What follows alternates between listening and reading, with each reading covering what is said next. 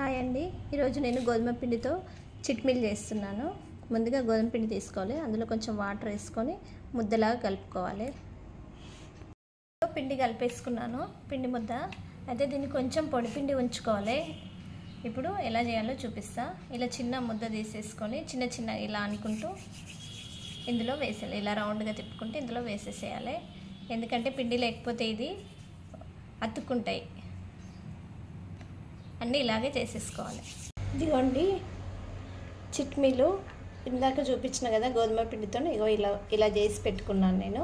అయితే ఇవి చేసిన తర్వాత ఒక 2 అవర్స్ వరకు వీటిని కొంచెం ఆరబెట్టుకోవాలి. ఇప్పుడు స్వీట్ చేద్దాం. ఇదిగోండి వాటర్ బాయిల్ అవుతున్నాయి కదా, ఇప్పుడు ఈ చిట్మీలను ఇందులో వేసేసుకుందాం.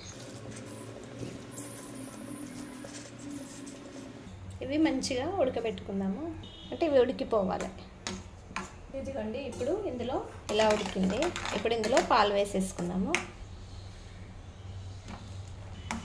ఈ పాలల్లో ఇంకా కొంచెంసేపు ఉడకబెట్టుకుందాం, కొంచెంసేపు ఉడకనివ్వాలి. ఇప్పుడు ఇందులో షుగర్ వేసేసుకుందాం. మీరు కావాలంటే బెల్లం కూడా వేసుకోవచ్చు, కాకపోతే స్టవ్ ఆఫ్ చేసిన తర్వాత బెల్లం వేసుకోవాలి, లేదంటే పాలు విరిగిపోతాయి. ఇదో షుగర్ వేసేసుకున్నామండి. ఇప్పుడు కొంచెం సేపు ఉంచేసుకున్నాం. చాలా బాగుంటుందండి చిట్మిల పాయసం.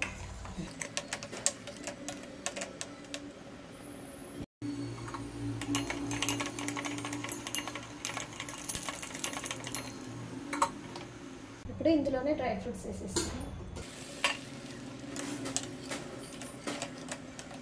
చిట్మిల పాయసం రెడీ అండి.